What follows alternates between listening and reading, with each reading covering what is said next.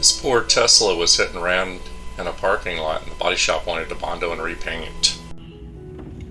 So right here we can see one of the impacts, and it crowns up here. And then there's also another secondary displacement crown. There, when you stand back, you can see